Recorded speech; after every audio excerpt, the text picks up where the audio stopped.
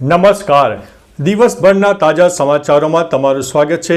તમારી સાથે હું છું પિનલગીરી ગોસ્વામી. સમાચારો વિસ્તારથી જાણીએ એ પહેલા મહત્વના સમાચારો ઉપર એક નજર. મિત્રો, આજની વિડીયોમાં વાત થશે પાકિસ્તાનના એક રાજ્યના મુખ્યમંત્રી જે ગાયબ થઈ ગયા છે, લ્યો કરી લો વાત. ત્યારે આગળ વાત થશે તો શું 15 લાખ પોલીસ કર્મીઓને તૈનાત કરવા જોઈએ? વાત હતી ચેન્નઈની. ત્યારે આગળ વાત થશે વૃદ્ધાશ્રમના વડીલોએ અનાથ અને દિવ્યાંગ બાળકો સાથે ગરબા રમ્યા હતા. ગૃહમંત્રી શરમ કરો, તમારા રાજમાં દીકરીઓને ડર લાગે છે. ઠાગ તેજસ શાહ વિરુદ્ધ નવરંગપુરા પોલીસ સ્ટેશને વધુ એક ફરિયાદ દાખલ કરવામાં આવી છે. ત્યારે વાત થશે 37 વાહન ચાલકોના લાયસન્સ રદ કરવામાં આવ્યા છે. મુસ્લિમ સમાજની માંગ, આરોપીઓને ફાંસીની સજા આપો. ત્યારે વાત થશે રાહુલે મહારાષ્ટ્રમાં દલિત પરિવારના ઘરે ભોજન બનાવ્યું હતું. ત્યારે આગળ વાત થશે છેલ્લા નોરતે વરસાદ અને પછી આ જિલ્લામાં આવશે વાવાઝોડું. ત્યારે આગળ વાત થશે પૂર્વ પાકિસ્તાની ક્રિકેટર સાથે ભારતીય યુવતીએ કરી છે સગાઈ. 2023 સુધીમાં ભારતની અર્થવ્યવસ્થા $7 ટ્રિલિયન થશે અને ગામડાની શેરીઓમાં યોજાતા પરંપરાગત ગરબા જોવા મળી રહ્યા છે. હવે મિત્રો સમાચારો વિસ્તારથી. શહેરમાં ભલે હજારો રૂપિયાના પાસ અને પાર્ટી પ્લોટમાં ગરબાનું ગાવાનું ચલણ વધી રહ્યું હોય, પરંતુ ગામડાની શેરીઓ અને ચોકમાં તો આજે પણ પરંપરાગત ગરબા વડે માતાજીની આરાધના કરવામાં આવે છે, જ્યાં કોઈ પણ સ્પીકર વિના લોકો દ્વારા જાતે ગરબા ગવાય છે. અને તાળીઓના તાલે ગરબે ઘૂમે છે. આ વિડીયો ઉત્તર ગુજરાતના કોઈ ગામડાનો છે, જ્યાં પરંપરાગત રીતે પુરુષો ગરબે રમે છે. મિત્રો, અન્ય મહત્વના સમાચારની વાત કરીએ તો નીતિ આયોગના CEO BVR સુબ્રમણ્યમે કહ્યું છે કે ભારત આગામી 2 થી 3 વર્ષમાં વિશ્વની સૌથી ત્રીજી વ્યવસ્થા બની જશે. જ્યારે દેશ આઝાદીના 100 વર્ષ પૂરા કરશે ત્યાં સુધીમાં ભારત એક વિકસિત દેશ તરીકે ઉભરી આવશે. 2030 સુધીમાં આપણી અર્થવ્યવસ્થા $7 ટ્રિલિયન સુધી પહોંચી જશે. PM મોદીનું લક્ષ્ય આપણા દેશને 2047 સુધીમાં એટલે કે આઝાદીના 100 વર્ષ પૂર્ણ થવા પર વિકસિત ભારત બનાવવાનું રહ્યું છે. મિત્રો, અન્ય મહત્વના સમાચારની વાત કરીએ તો ભારતની છોકરીએ પૂર્વ પાકિસ્તાની ક્રિકેટર સાથે સગાઈ કરી છે.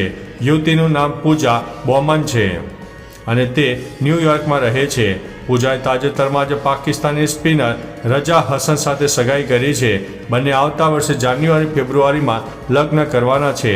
32 વર્ષીય રજા હસને એક ઇન્સ્ટા પોસ્ટમાં પૂજા સાથે તેની સગાઈની જાહેરાત કરી હતી. રજાએ ઓક્ટોબર 2014માં વન ડેમાં ડેબ્યુ કર્યું હતું. મિત્રો, અન્ય મહત્વના સમાચારની વાત કરીએ તો ગુજરાતમાં ફરી એકવાર વરસાદ વરસી શકે છે.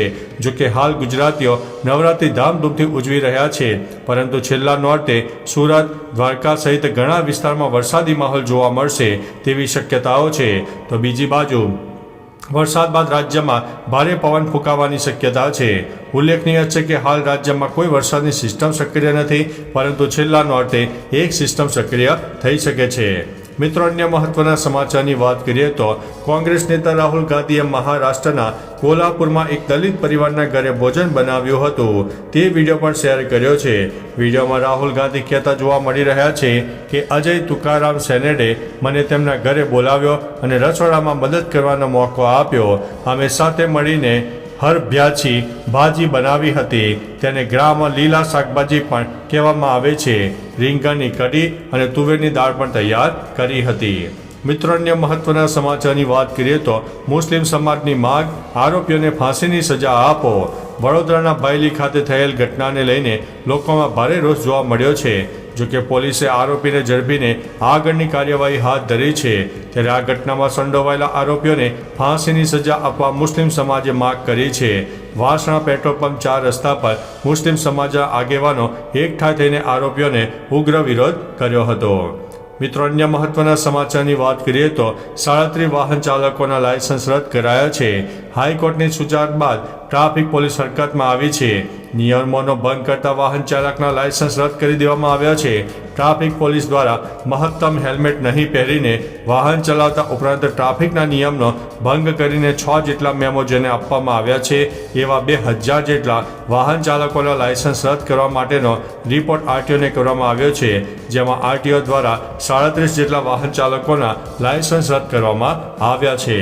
મિત્રો, અન્ય મહત્વના સમાચારની વાત કરીએ તો ઠાગ તેજસ શાહ વિરુદ્ધ નવરંગપુરા પોલીસ સ્ટેશનમાં વધુ એક ફરિયાદ દાખલ કરવામાં આવી છે.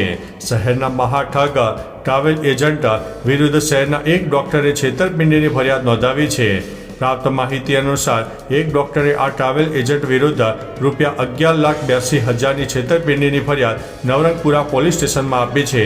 આ અરજી દાખલ થવાને પગલે નવરંગપુરા પોલીસ સ્ટેશન પીઆઈ દેસાઈને તાબડતોડ તપાસ શરૂ કરી છે. મિત્રો, અન્ય મહત્વના સમાચારની વાત કરીએ તો રાજ્યમાં વારંવાર દુષ્કર્મનો ભોગ દીકરીઓ બની રહી છે. ત્યારે સુરતમાં આમ આદમી પાર્ટીએ વિરોધ નોંધાવ્યો હતો. કાળા કપડાં પહેરી અને કાળી પટ્ટી ધારણ કરીને આપ પાર્ટી રસ્તા પર ઉતરી હતી. રેલીમાં ગૃહમંત્રી શરમ કરો, તમારા રાજમાં દીકરીઓને ડર લાગે છે સહિતના પોસ્ટર અને બેનરો સાથે કલેક્ટર કચેરી ખાતે પહોંચ્યા હતા. આ ઉપરાંત ગૃહમંત્રી હર્ષ સંઘવીના રાજીનામાની માંગ પણ કરી હતી.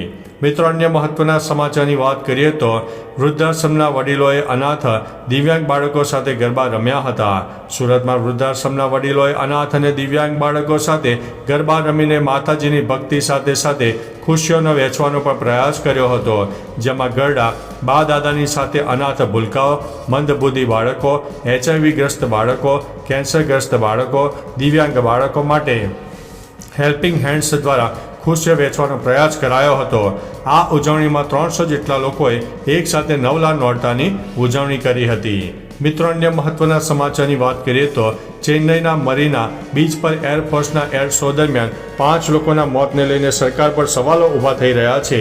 આ દરમિયાન રાજ્યના આરોગ્ય મંત્રી M.A. સુબ્રમણ્યમે કહ્યું છે કે શું 15 લાખની ભીડ પર 15 લાખ પોલીસકર્મીઓ તૈનાત કરવા શક્ય છે? સુરક્ષા અને ભીડ વ્યવસ્થાપન માટે 7,500 પોલીસકર્મીઓ તૈનાત કરવામાં આવ્યા હતા. એરફોર્સે હોસ્પિટલમાં 100 બેડ તૈયાર રાખવા કહ્યું હતું. અમે 4,000 બેડ તૈયાર રાખ્યા હતા. મિત્રો, અન્ય મહત્વના સમાચારની વાત કરીએ તો પાકિસ્તાનથી એક ચોંકાવનારા ખરાબ સમાચાર સામે આવ્યા છે. પાકિસ્તાનના ખૈબર પખ્તુનખ્વા રાજ્યના મુખ્યમંત્રી અલી અમીના ગંડાપુર 5 ઓક્ટોબરથી ગુમ છે.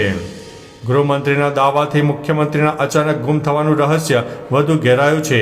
તેમનું કહેવું છે કે તેઓ કોઈ કેન્દ્રીય એજન્સીની કસ્ટડીમાં નથી. પોલીસે શોધખોળ કરી છે પરંતુ તે મળ્યા નથી. ગંડાપુર શનિવાર સાંજથી જ રાષ્ટ્રીય રાજધાની ઇસ્લામાબાદમાં તેમના નિવાસસ્થાનથી ગુમ છે.